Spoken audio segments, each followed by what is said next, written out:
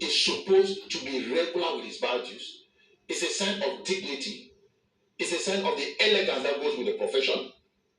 And he is supposed to sign a letter of sponsorship because I see in this young man, I see in this young lady the potentials of becoming a good lawyer tomorrow to serve our fatherland. You are not signing because he has paid. Because when you already give to the candidate the idea that you are going in because you have paid money, it dismisses from the mind of the candidate the issue of quality, the issue of capability, the issue of standards. Is the integrity of the lawyer. Correct. The independence of the bar under threat with such suggestions from a politician. I think I will talk about integrity, but as to independence, I don't even want to think that things like that will have anything to do about the independence. It is about the integrity.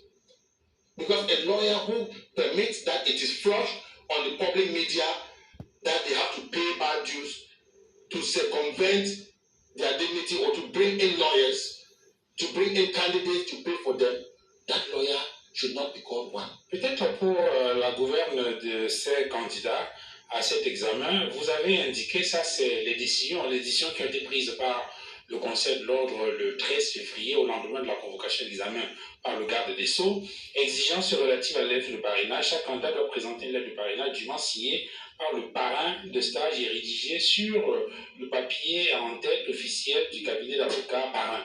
La lettre doit comporter le cachet officiel du cabinet d'avocat, le cachet nominatif du parrain portant son matricule, la date d'admission du parrain au barreau, le numéro de téléphone du parrain, une adresse électronique fonctionnelle. La lettre de parrainage doit être accompagnée des documents suivants: une attestation de non-redevance du parrain délivrée par le trésorier de l'ordre, un plan de localisation, une attestation d'existence du cabinet, une limite de parrainage. On reviendra sur la limite. Est-ce que, tout au moins, sur l'esprit, vous comprenez la préoccupation de la sénatrice qui a voulu peut-être apporter un soutien à des avocats pour qu'ils prennent en charge ces stagiaires-là en raison justement des difficultés financières, même si on peut trouver que le modus operandi est questionnable. Non, tu vois, le problème n'est pas simplement à ce niveau de lettre de parrainage.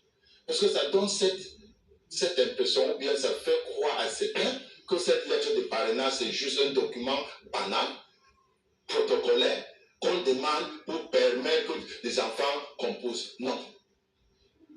La lettre de parrainage, c'est un engagement ferme et solennel. Qu'un avocat expérimenté, minimum 5 ans d'ancienneté au grand tableau,